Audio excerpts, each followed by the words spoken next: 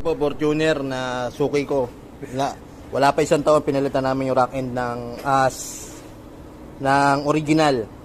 7K sir, bilhin nyo. 7K yung bilhin niya. Wala pang isang taon. So, nagsarili na nga akong shop. So, kailangan niya magpa-align sa iba. Ang sabi sa kanya, sira raw yung ball joint tsaka yung rack end.